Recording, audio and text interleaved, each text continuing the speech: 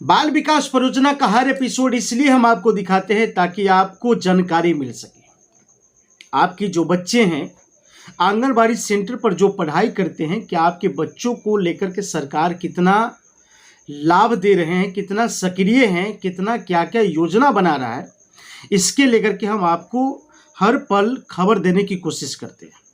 चलिए आज हम आपको बताने की कोशिश ये करेंगे कि बाल विकास परियोजना में जो आप बच्चे को पढ़ने के लिए भेजते हैं, जहाँ जो आपके बच्चे बैठ करके पढ़ाई करते हैं, उसके आज विषय पर हम बात करेंगे। जो आंगनबाड़ी केंद्र का जो भवन होता है, उस भवन को लेकर के सरकार ने क्या फैसला किया है। बाल विकास परियोजना के जो केंद्र है, आंगनबाड़ी जो सेंटर है जिसका भवन निर्माण होने वाला है, उसके लेकर के आज हम आपके साथ कुछ खास बातचीत करेंगे और आपको बताने की कोशिश करेंगे कि लगभग सीतामढ़ी जिला में 157 आंगनबाड़ी केंद्र का जो है एनओसी दिया गया है।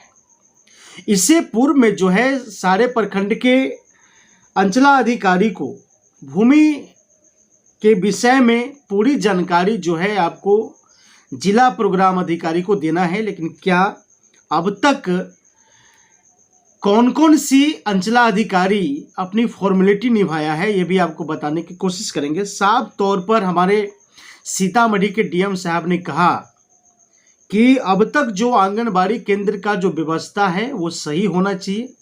आंगनबाड़ी व्यवस्था में जो भी कमी है सरकार उसको पूरा कर रहा है, लेकिन सरकार के जो कर्मचारी है वो कहाँ लेट कर रहा है। जैसे पूर्व में हर अंचलाधिकारी को ये दिया गया था कि भाई आप जो है भवन को निर्माण करने के लिए आप जितनी जल्दी हो सके अपनी जांच प्रक्रिया करके और एनओसी जो है देने की कोशिश करेंगे, लेकिन अब तक जो है 157 भवन का ही एनओसी जो है दिया गया है, लेकिन अब तक 528 लगभग 528 जो है अभी भी पेंडिंग है।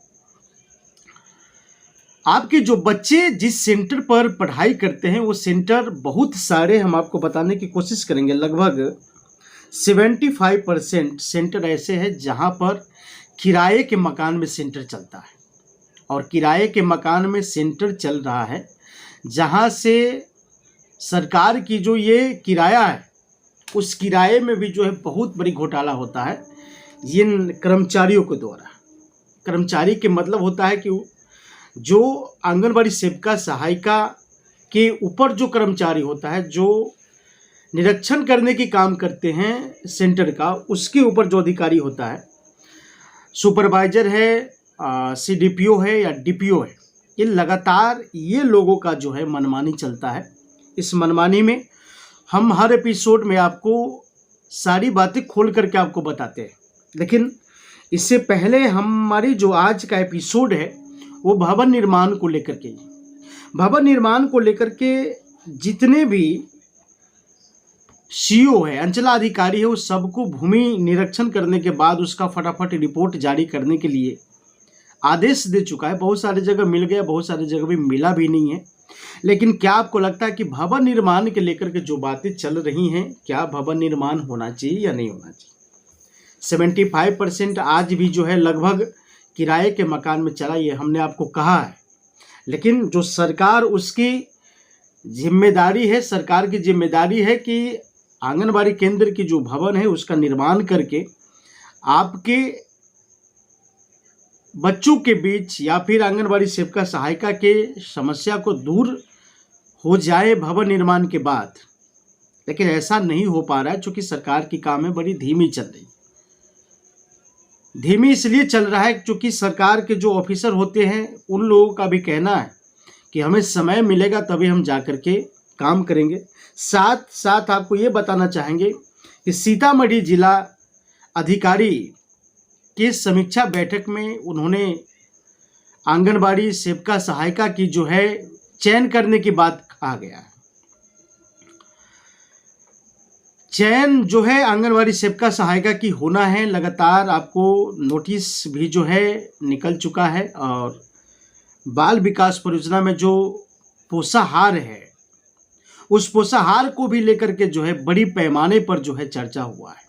साथ साथ स्वास्थ्य पर भी जो है डीएम साहब ने लगातार ध्यान देते हुए हर आंगनबाड़ी सेविका सहायिका या फिर जिला प्रोग्राम अधिकारी को जो है बताया गया है कि बच्चे के स्वास्थ्य के प्रति भी जो है एक्टिव रहना है। किसी भी प्रकार की अगर उन्हें दिक्कत होती है तो जो भी स्वास्थ्य की व्यवस्था है अविलंब होना चाहिए। साथ में आपको बता दें कि जो पोषाहार की व्यवस्था है उसमें गर्म भोजन का जो है व्यवस्था है। उनको जो गर्म भोजन है, मतलब छुट्टी होने से पहले जो भोजन तैयार होता है वो भोजन गर्म होना चाहिए और एकदम बिल्कुल स्वस्थ होना चाहिए, बिल्कुल सही शुद्ध होना चाहिए। इस बात पर भी जो है काफ़ी चर्चा हुई है। साथ साथ आपको ये बता दें कि जो कन्या योजना है या फिर गोद भराई की रस्म है या फिर अन्नप्राशन दिवस है, उस सब के ऊपर जो है चर्चा किया गया है और लगातार आपको बताने की कोशिश करेंगे कि बाल विकास परियोजना में जो भी व्यवस्था है सरकार की ओर से जो मिलता है वो आपके बच्चे को लेकर के मिलता है। तो आपको ये जानना फर्ज है कि आंगनवाड़ी सेंटर पर जो बच्चे आपके पढ़ रहे हैं वो बच्चे कितनी एक्टिव है, कितनी सक्रिय है, क्या आपके बच्चे को पोषाहार सही रूप से मिल पा रहा है या नहीं मिल पा रहा है। इन सब तमाम जानकारी जो है हम आपको देने की कोशिश करेंगे, लेकिन उससे पहले आपको ये समझना पड़ेगा कि आपको आवाज़ उठाना पड़ेगा।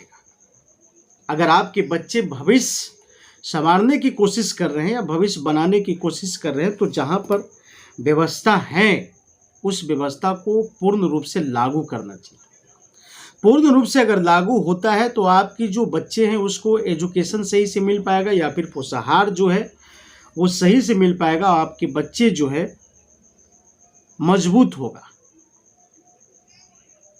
शारीरिक मजबूती के साथ साथ आपके बच्चे एजुकेशन में भी जो है मजबूत होगा जब आपके आंगनवाड़ी सेंटर पर ही तमाम व्यवस्था मिलता है। उसके साथ साथ आपको बताने की भी कोशिश करूंगा कि आंगनवाड़ी सेविका सहायिका के सपोर्ट में आपको उतरना पड़ेगा।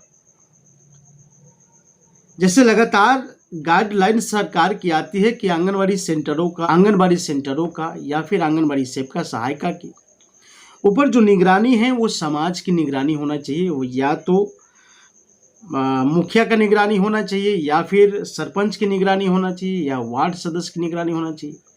अब तो इतने सारे कर दिए गए हैं कि आम लोग भी जो है आंगनवाड़ी सेंटर का जो है निरीक्षण कर सकता है। उसके जो अधिकारी लोग आते हैं वो किस लिए आते हैं, क्यों आते हैं, आखिर कमी क्या है, इन सब व्यवस्थाओं पर नज़र रखने की बात होती है। लेकिन अगर आप सही रूप से अगर एक अच्छे नागरिक या एक बच्चे की पेरेंट्स की अगर भूमिका आप निभा रहे हैं तो आपको ये जानना पड़ेगा कि आंगनबाड़ी सेंटर पर होता क्या है